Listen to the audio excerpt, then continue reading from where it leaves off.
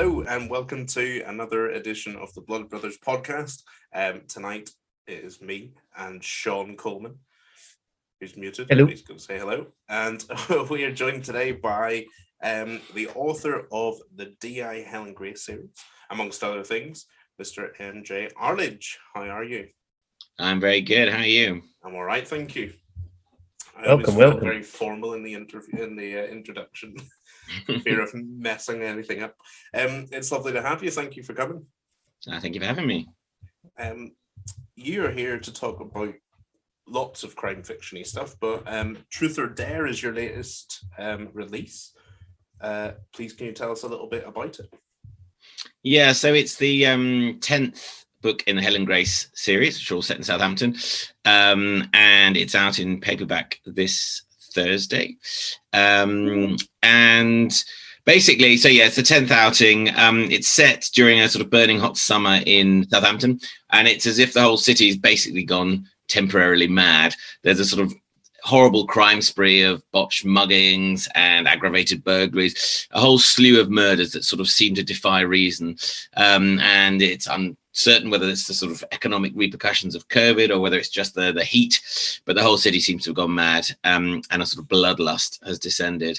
And it obviously falls to Helen and Charlie and her team to try and work out what's going on, but there seem to be no clues, nor even any suspects. And even when they do start to slowly piece things a little bit together, things are scarcely better because the perpetrators of these crimes seem to have no connection to the victims or indeed any motive for having killed them. And in the end, it falls to Helen to try and work out whether this is just a sort of random surge in violence or whether there might be some malign force behind it all who is coordinating events from the shadows. That's how it's done. Yeah, 10 books in the series is class. When you started off with the first one, did you ever see it going this far? Well, I hope so. I mean, my background's TV, and you always think in big multiples in TV because nobody wants an interesting single film on BBC Two. You know, everyone wants CSI. You know what I mean? So I sort of, when I went into Penguin the first time, in an act of outrageous chutzpah, I pitched them the first 7 novels in the series. Of course, what's actually happened is it bears little relation to the books I actually pitched, but I wanted to show that it had legs and that Helen, I thought, was a character who was strong enough to sort of power her way through these books, and but also just to show that I had ideas and that I wanted it to be a long runner.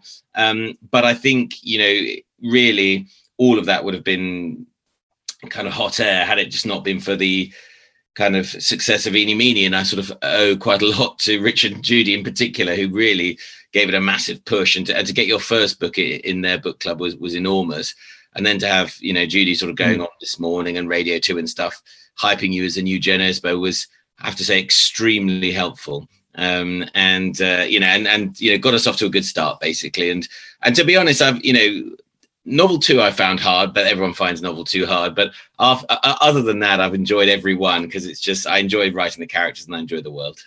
Do you feel like you're coming home to your characters when you start a new book? You're like, right, come on, mates, road trip, let's go.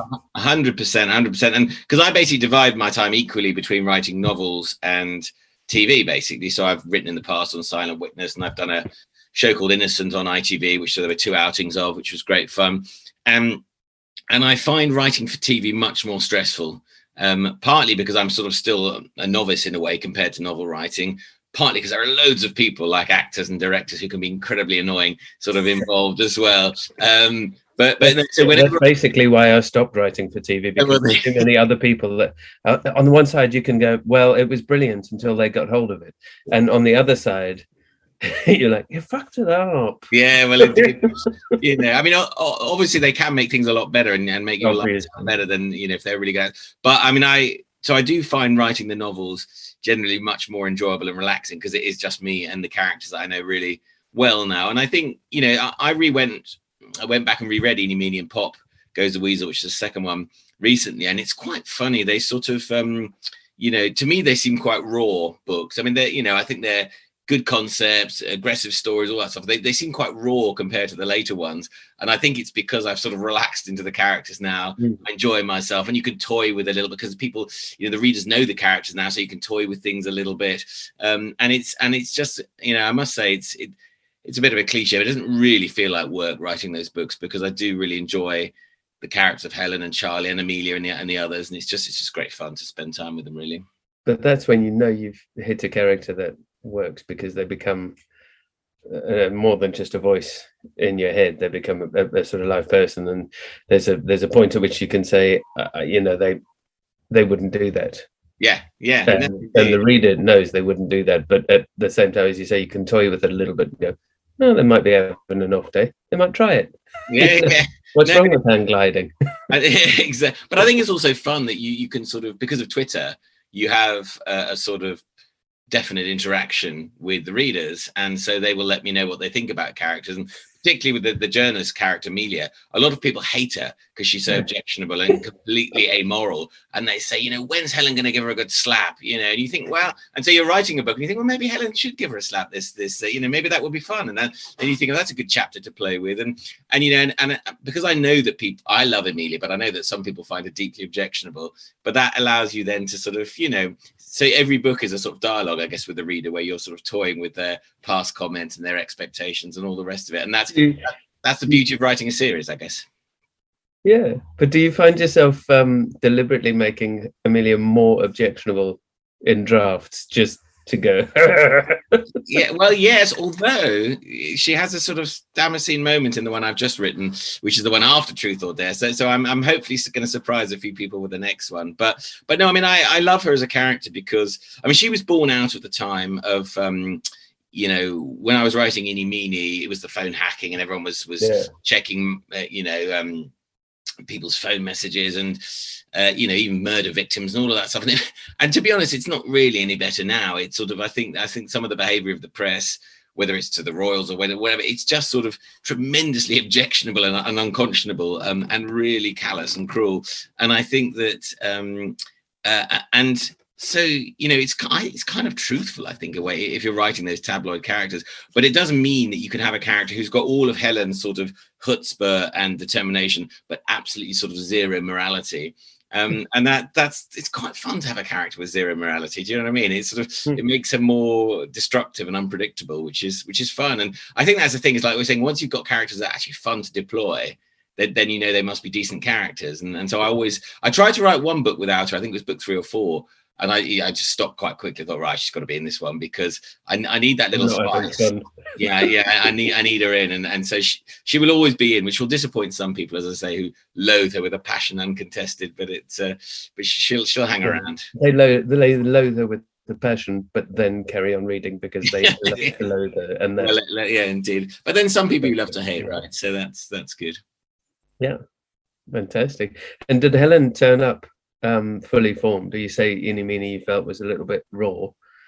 Has she grown for you, or is she the same woman as she was? I mean, I think she was fairly fully formed in EENY MEENY because, again, sort of you look at her, you know, in terms of what you discover about her back history and that, but even the fact that she spends Christmas Day alone having a sort of Indian and even that goes to shit. She's a sort of very dark, lone spirit, sort of tortured, and is always trying to sort of, you know, gain some sort of redemption, some sort of atonement. And whenever she gets close, it always gets snatched away from her. So I think she was, but I mean, it's a very short, tight book, EENY MEENY, because I was terrified of people being bored.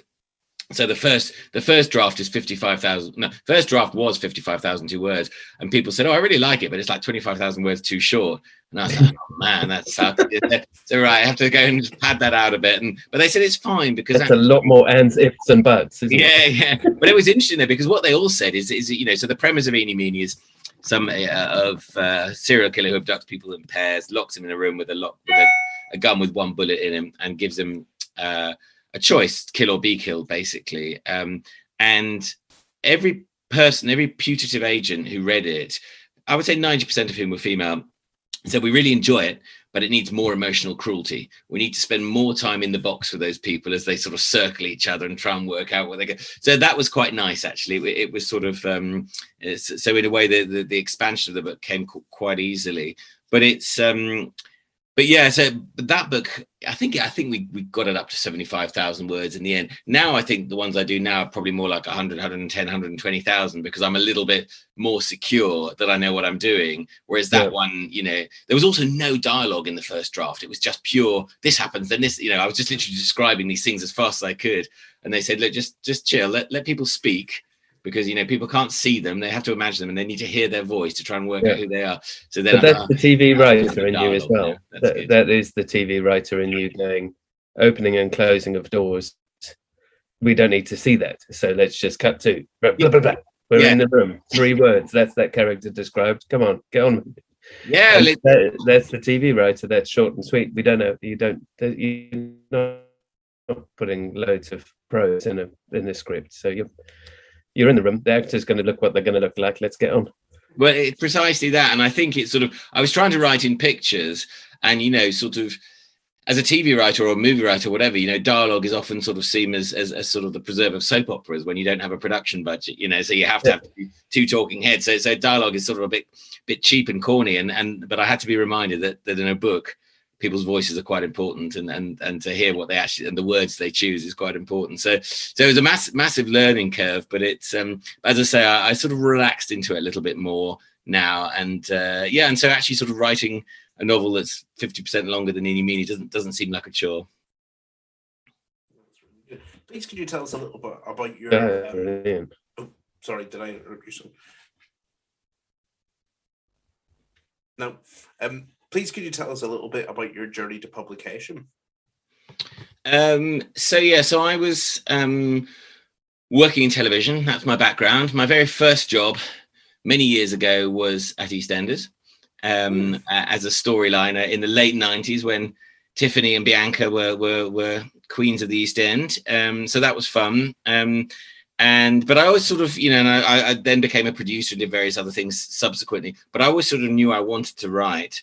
But I had a sort of plan that maybe I should write a book, because if I tried to become a TV writer, having been a TV producer, you know, if it turns out that I'm completely useless, that'll be really embarrassing, because all my friends will laugh. I thought, I don't know anyone in publishing, so let's write a novel. That's a much better idea. And so if I fail catastrophically, no one will know, because I'm basically a tremendous coward. So I decided to do that. And you know, I wrote it in secret, really. I don't think I even told my wife I was doing it. I sort of had about an hour or half an hour after work finished and before bath time for the kids. So I would sort of tap away a little bit. And I'd always had this idea of a serial killer who doesn't do any killing himself. He just sets other people on each other and tests their morality. And that became, I think it was called Nemesis in the first draft, which is a terrible title. But then somebody came up with this idea for calling it EENY MEENY after the sort of child's game of choice, which was a great idea. So I wrote this sort of thing in secret, and I thought, this is a bit. I don't know. I reviewed it a few times. Oh, actually, it's getting there. It's not so bad. And then I just put it out to agents, and I sort of lied quite badly on the emails that I sent out to agents. There's somebody I knew who worked for Headline, and so I asked for the name of their head of crime, and I said, could you ask her who are the good agents? And so I got this list back. And then I wrote to all these agents saying, oh, so-and-so suggested I write you, which was completely untrue. I'd never met this woman. But I thought, you know, at least if that was in the subject heading, they might actually sort of open the thing. And so they did. And then I met a few of them. And being the man of sound moral principle I am, I met, I think, 7 or 8 of them. And I went with the only one who took me out to lunch. So there you go. That was the choice. It's a good way to do. Exactly. Was it proper lunch? It wasn't just a sandwich from Pret and a sit in the park. No, it was a proper lunch and proper notes, and someone who actually was interested and knew what they were talking about. Some of the others I think were sort of interested in a sense of, this could be good, but I'm not really that interested, but I might take you just to stop somebody else getting it, sort of thing. Whereas she was definitely into it, and this Helly Ogden at Janklow Nesbitt, and she's just really hungry and did a great job. And from there, you know, usual tale of they, you know, I went with her, we then put it out to people. The first sort of 5, 6, 7, 8 responses are always negative, because they come back quite quickly and they say, we don't want a serial killer, or I read the first page, not for me, blah, blah, blah.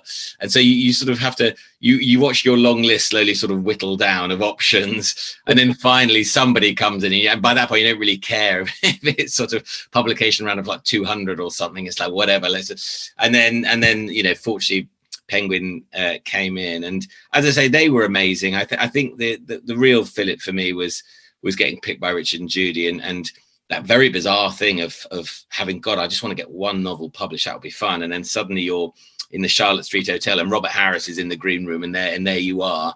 And then they come up to you and say, you know, somebody whispers and says, Richard and Judy will see you now. And you're like, yes, here we go. This is very exciting.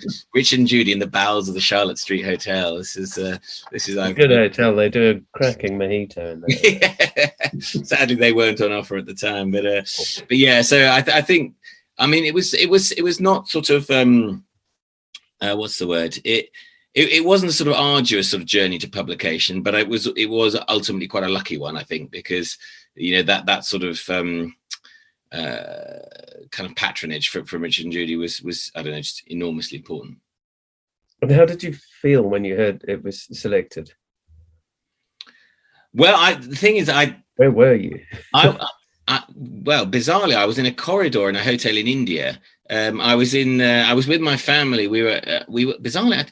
We went to India when the kids were really small. Like Alex was 3 and Chloe was 5, which in retrospect seems a bit sort of fruity. But we went out there, and I was in a hotel in Delhi, I think it was, and I got this call, and it was the guy from Penguin saying, Roland White saying that you know, you've been picked for Rich and Judy, and to my shame, I wasn't aware that it was still going. So I thought, well, this is good news, and they said, no, you don't understand. This is, I think the adjective they used was transformational, because they said, you know, it triples or quadruples your sales. And then I sort of began to understand. And then I spoke to my agent, and I thought, okay, right, this is, you know, because they'd had a TV show, then they didn't have a TV show, but actually their reach, because of the link up with W.H. Smith and all that sort of stuff, was, you know, really huge. And I presume it still is. And it was, I mean, I think the thing is that as a publisher, you have to commit to at least 300,000 copies. Right. Okay. For them. So you know where you're going.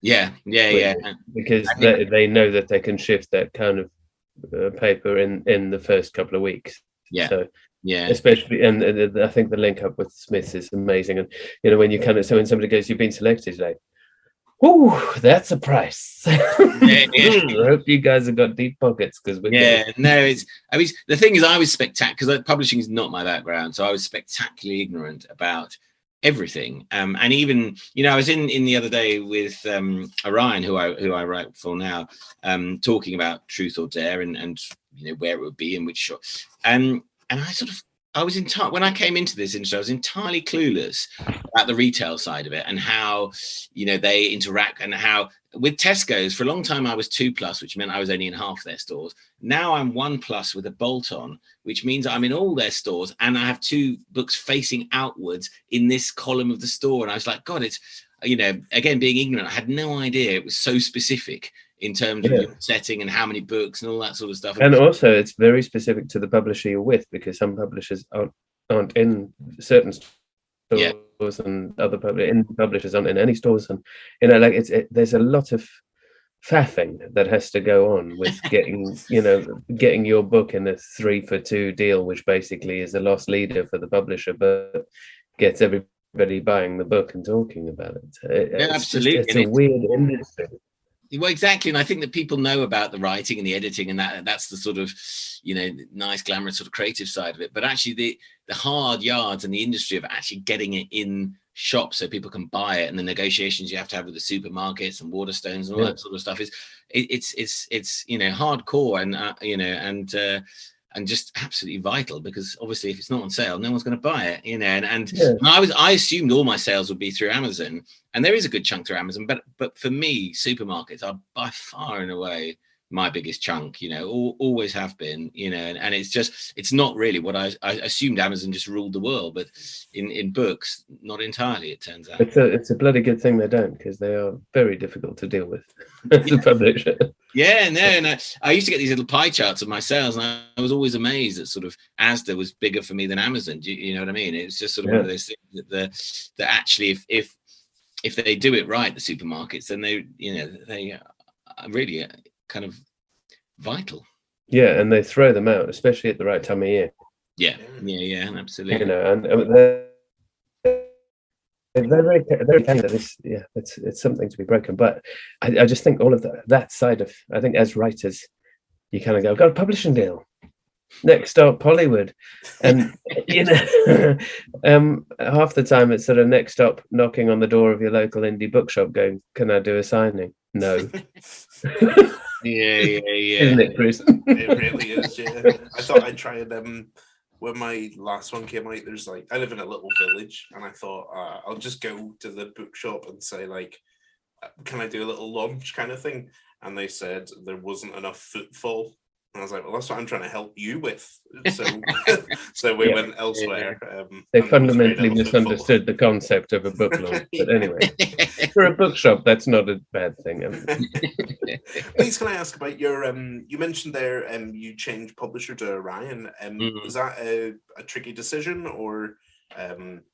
Yeah, it was really. I mean, I think it was, there was a golden period when I was at Penguin when there was the strategic head, and then beneath him was his first lieutenant who did a lot of the finer work, the sort of editorial work, and that guy, the first lieutenant, left and went to Orion, and for me, I sort of slightly missed his presence, and I think because Penguin were great, but when you do have a quite close editorial relationship with someone, it really matters, because I'm sure we've all been in situations where I've had editors, or whether it's script editors in TV or editors here, who've been spectacularly rude to me in a way, which is fine, I can take it, but when someone uses the word cliche 3 times about your writing, it's enough already. And I think and I spent an awful lot of time as a script editor briefing writers who obviously can be wonderful or can be completely mad, but all of them quite touchy, and I understand why, being one myself, because you're so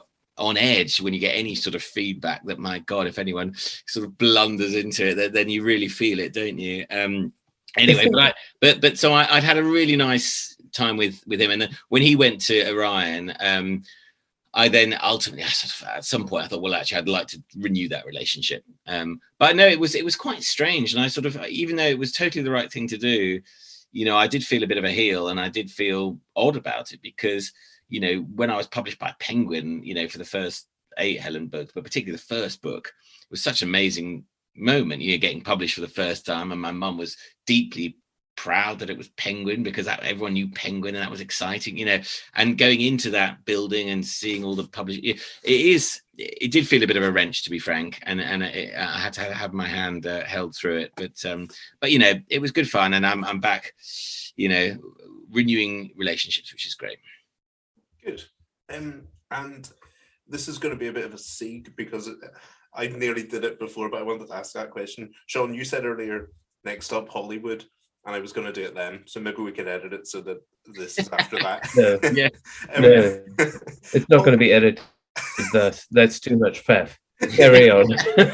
Well, people will hear my intentions at least. You've done your own segue. Thanks very much. Hollywood and the bigger small screen, I guess. Is there any chat of Helen gracing our screens?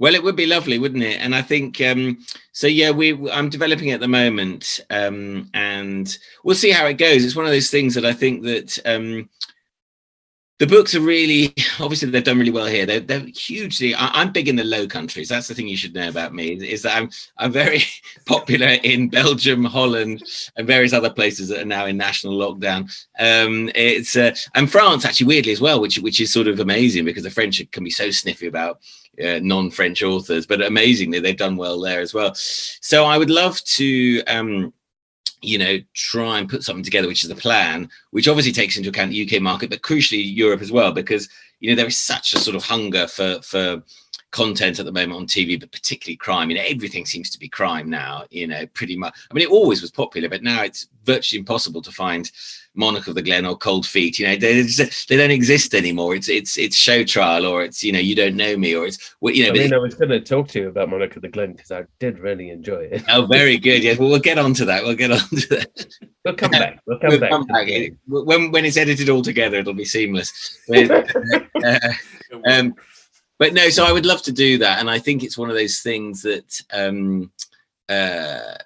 you have to hit the right moment. And I think the last couple of years, doing serial killing on TV is possibly not the sort of ideal timing. You have to sort of choose your moment, and hopefully we're moving back. And I think with all these things, I mean, I think Helen would be great because it's very cinematic.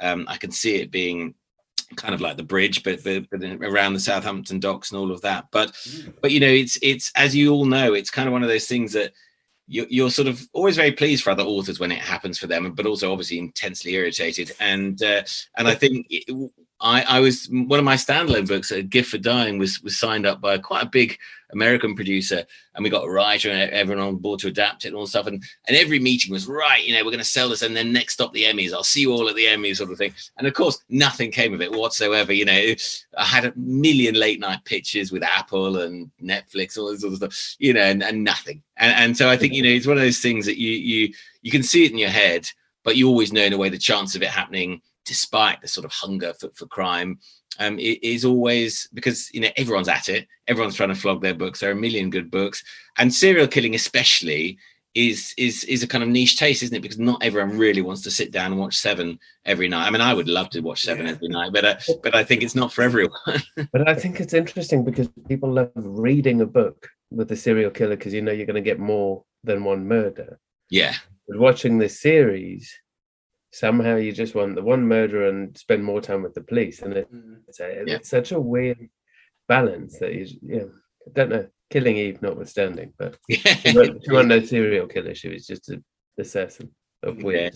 Yeah. But it's, I don't know. I mean, I think these things are always hard to do, aren't they? But I think, you know, for me, because the books are written as thrillers really rather than procedurals, I'd love to give it a go, because I think just the sort of, you know, for me, I try and obviously write as good books as I can in terms of characterization and theme and place, all that stuff. But actually, for me, what's always been so important is narrative momentum, and just to do that sort of unputdownable sort of rocket from A to Z as fast as you can.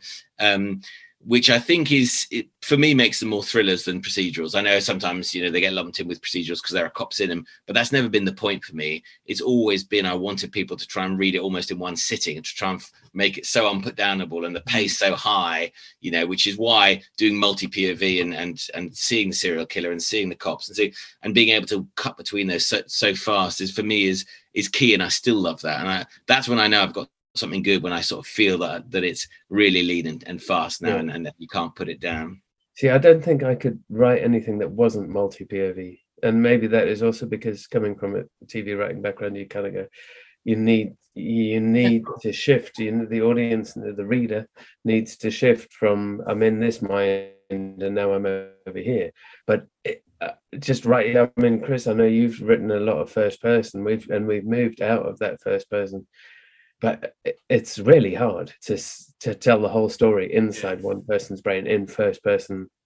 Yeah, I'm amazed that anyone can do it, because I tried to write EENY MEENY in the first person. I gave up after a couple of days. I thought, well, I need to go somewhere else. Like, I need to get out of her head, and I need to do this. And, you know, and I think if you can pull it off with first person, I mean, gee, what a triumph, because I think you are. I mean, it is brilliant. I read Chris's books first, and straight off the bat, you kind of go, I know this character. I know them inside out. I'm in their head.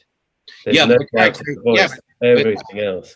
But with Chris's thing, you know, characterization and it has to be so good, isn't it? Because, you know, sometimes you read first person stories and they seem rather slow by comparison, you know, because you don't have that natural generated pace. But, you know, if the characterization of the story is great. But I'd be far too scared to try and write in the first person. So hats off to Chris. It was fluke. I didn't know what I was doing, so it came out, and that's there was no forethought at all.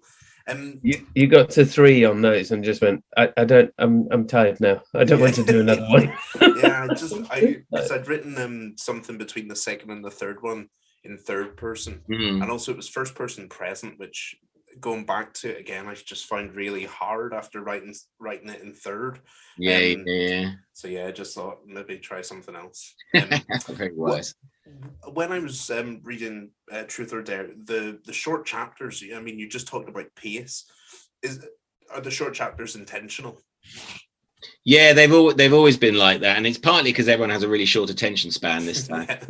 I was cashing in on the market, but it was also just, I mean, I sort of I don't know why, it just seemed very natural, because I was essentially writing it like a screenplay. So short scene, short scene, short scene. The idea of overstaying your welcome seemed really sort of silly to me, but weirdly, it just seemed to fit with what people wanted, you know, in terms of just, and I think it helped. I mean, when I was writing, the kids were so small.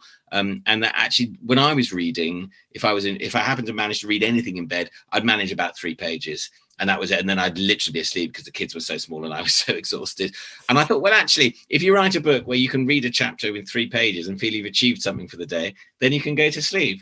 So it's, you know, I'm providing a public service. Or in your case, you can't go to sleep, because what I found myself doing was I'd read and then I thought, right, I'm going to stop there, turn the page. Oh, this chapter's only 2 pages, right? I'll just do that. Boom, boom, boom. Before I know it, it's past my bedtime. So it's genius. What a move. But yeah, I love the way you still have a bedtime. 33 years old, and yes, Exactly. 10:30. Otherwise, Getting I'm earlier cranky. and earlier. Yeah. Keeping when you you- up, just say we can carry on alone. When you hit the 47's bedtime crawls to later and later. Is it, me and Matt are the same age, so we understand that the bedtime.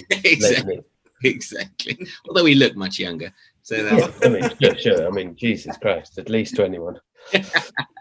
but also the short chapters for me was slightly, although I didn't realize it at the time, it was kind of mirroring sort of more American thriller writing, particularly Harlan Coben and James Patterson. So I'd never read any James Patterson, and I read the first one about sort of 5-6 years ago, and it was the first Alex Cross one. And he had chapters that are like 1 page, and I thought, this is genius. What a guy, you know, he can knock out sort of 4 chapters in like 20 minutes, whatever, just genius. But I loved it because it does keep you going, but also it's just, I found that that's the way I write. Whereas I think that's probably slightly less British style of writing, which generally it tends to have a possibly slightly slower pace, but also invests really in a sense of place and character and all that sort of stuff. And so it doesn't make for longer chapters, but it's, but I find long chapters quite bewildering. And after a while, I sort of, you know, those chapters where you can't remember how long ago you started it. And, you know, What day is this anyway? am I really in the same chapter still? You know, I find that quite disquieting at times. And I mean, that is also, you know, like you'll know with TV, but also when you're writing for multi divergent platforms and digital platforms, you have to roll with where the audience has got. And you mentioned it before with the short attention span. If you've got a 25-40 page chapter, man, that's a fucking commitment. You know, that's a bath and bedtime. Yeah, that's not. But you know, sneaking this in between the kids' bath and tea. You know, that's. Yeah, and but the thing is, it's also a style of writing, isn't it? Is that the other thing about Harlan Coben and James Patterson is, you know, particularly Harlan Coben, you know, you read the first sort of 10-15 chapters of his book, and the last line of every chapter is normally an absolute zinger where you think, oh shit, now I've got to read on now, you know, and that was, I suppose, sort of for me, that's what I love, is it's short chapters, hopefully with that really good hook at the end. And that partly goes back to working on soap opera, where, you know, you are, you know, I think I probably wrote it like an episode of EastEnders, the first book, where you've got all these different storylines all interweaving, and then you need these big cliffhangers, these big hooks to sort of keep powering you forward.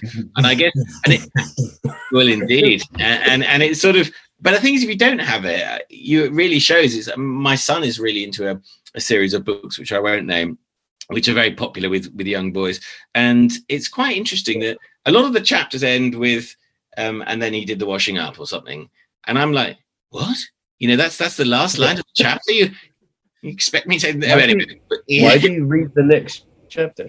Well, exactly. It's an audiobook, so they just keep going. But it's, you know, so we listen to it in the car together. But I find it sort of. But I don't know. It sounds probably silly and a bit arrogant. But I said, why on earth would you end a chapter like that?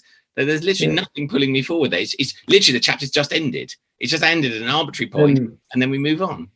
I signed an author yesterday and today. It's across because he's in the States, and he ends most of his chapters in the whole book with "I slept, but not well," and it starts at the beginning. You're just like, okay, and then after a while you're like, when is this poor guy ever going to get a decent sleep? And you can see why. And It's just, it's a very insidious micro tension that rides throughout the whole book, and it's I like just beautiful. And you're like, yeah, that's.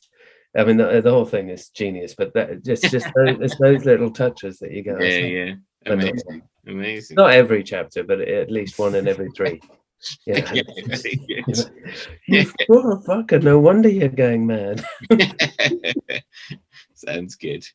Like, talking of hooks, we play a game every week, which we have to attribute to the author Matt Veselovsky, who introduced us to it. It's called One Star Superstar.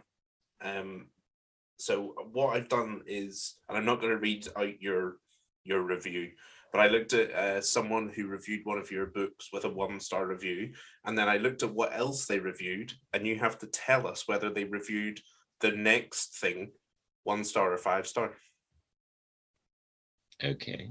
This also comes from a basis where one of Chris's 1-star reviewers searched through everything else she had reviewed, and the only thing she liked was a pair of tight jogging bottoms and an inflatable seagull. Those were the only things that got 5 stars. Everything else was arse. Most of the other things were books. But, awesome. There you go. I see. I think I'm getting the gist of it. It's a lovely game in which we disparage the reviewer, but not directly. Very good. So your first item, which gives an insight into, I think, their character before the second one. So the first one is prebiotic tablets, 30 pastilles. I'm not sure what it's for, but so the key part there is the pastilles part. Did they like it or did they not? Are they probiotics? This is for when you've had a thing of antibiotics and you need your gut to rebalance. Prebiotic. Fuck alone knows what those are for. and this person gave me a 1-star review and then went on to review these. Yes. The book was so bad it gave them syphilis, and now they had to take antibiotics, and not for the first time, I might add. Jeez, Louise. Well, I'm going to go 5 stars. Okay. I don't know. I think your emphasis on the pastil. Yeah, I know, but then you expect it to be 1, so I'm going to go the other way.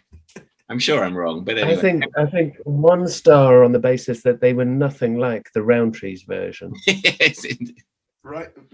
It is 1 star. The sort of, that you have to give a title for your review is not the sachets. I thought I was buying the sachet, as this is what I was searching for. Yes, I can see that it says pastels, but I was not looking at the words. But which gives them a clue as to how you got a 1-star review. Not looking at the words. This turned out to be a book. So he was annoyed. Full of words. He was annoyed he didn't get what he wanted, despite it not ever being advertised as what he wanted. Yeah. God forbid you read anything. The second book, the second product is a book. It's the Beijing Opera Murder. So 1 star or 5 star. Did he like it better than your book? Yeah, I'm going 5. Yeah, I think 5. I mean, it sounds like the kind of shit title that somebody who doesn't read books would love. Sorry to whoever who wrote that. I'm not sure who. No, it was 1 star as well. Oh, balls. And the review is, okay, I admit I only got to 43%, but there was nothing happening. It was a given that I would be challenged by all the Chinese names, and I was, but I stuck with the main character and learned precious little about him. He was uninteresting, as was the first 43%. Yes, I learned something of the Chinese culture of those times, but that's already available on the internet. Very good. Very good. Was this a non-fiction book? And now I'm intrigued. Now I'm going to buy Murder at the Beijing Opera. Yeah, no, it's an Inspector Bao Zhang book, so I assume it's fiction. Never find out. But I think 1-star reviews are really good, aren't they? I mean, I always read them, and particularly they were particularly unpleasant for EENY MEENY. That was the one they really went for, because it's something, you know, people try something new and then they hate your debut and they really go for it. And I still to this day, like how many years later, 8 years later, I read them out regularly at sort of book events, because they're so imaginatively cruel and funny. And in fact, I did a thing at my son's school last year for speech day for his. I was the dubious guest speaker, and I read out the most unpleasant one there as well for all the 11-year-olds, talking about the importance of resilience and you know, believing in yourself. And there's a guy called Brendan Madden, I think he was called, who of EENY MEENY, what did he say? He said something like, you know, the cover is the best thing about this book. But it was written by a dimwit for dimwits. You know, I feel stupider for having read it, etc., etc. And then he finished off with, he said, it's my anticipation to end this. What's it? Something about to end this paperback toilet roll. And then he basically carried on and on about how he wanted my career to end really abruptly. And then he finished off with, I could write a better novel if you shoved 2 pencils up my nose and dragged me down a mile of paper. And that was sort of the punchline. And it was quite a long paragraph, this one, you know.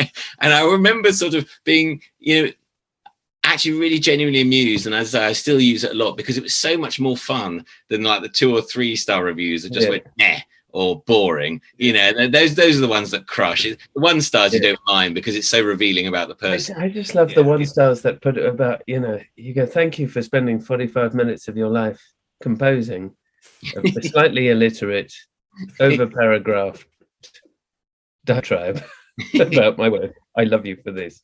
You could have spent those 45 minutes doing anything.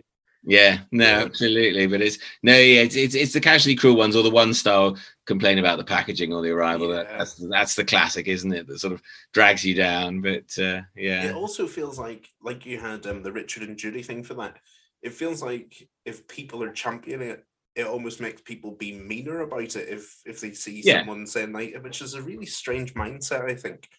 Yeah, although I mean, I guess if someone says you're Joe Nesbo and I'm palpably not, and they love Joe Nesbo, then you know, they're going to go for it. But it's but I do find them fascinating, because you can read so much from what they say. They reveal so much, you know, about themselves, which is wonderful. And as you say, the lack of grammar, the sort of stream of consciousness, all the rest of it. You know, I sort of want to go back and correct the grammar just because it annoys me.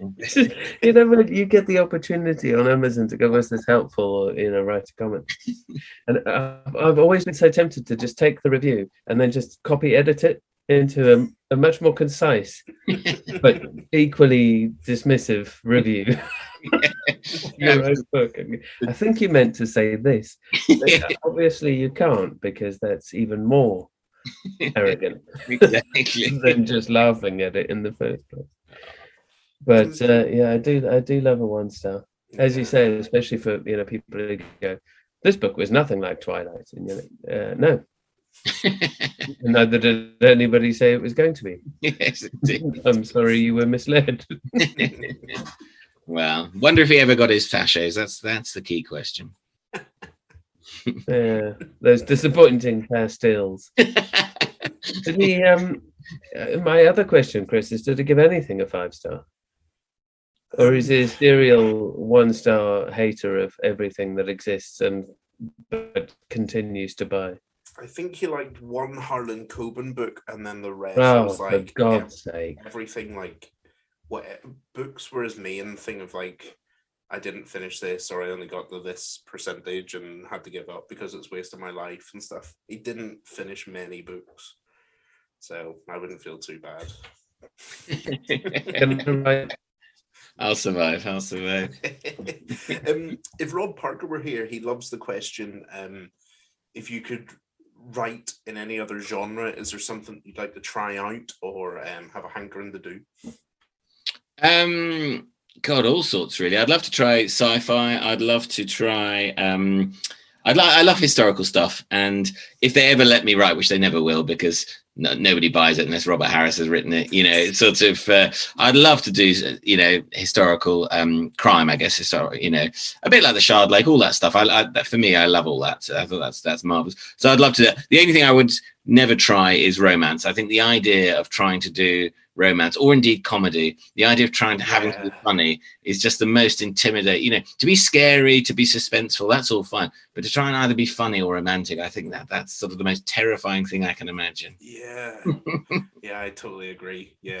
If there was an era of you know, what era would you go for if it was historical fiction? Oh God, I mean, they're endless, really. But I mean, I am quite a sucker for the Cold War. I think, you know, I'm a sort of, not even a secret, I'm quite a big John le Carré fan, and all that sort of slightly sort of cynical ennui of all the le Carré books. I'd love to have a go at that. Yeah. In my head, I'm Oscar Wilde, but I'll never write like him, so I'll stick to the crime fiction for now. That's class. Have you read Tim Glister? His debut came out last year, and it's set in I think 1961, the first one. And then cool. The second one is out in February.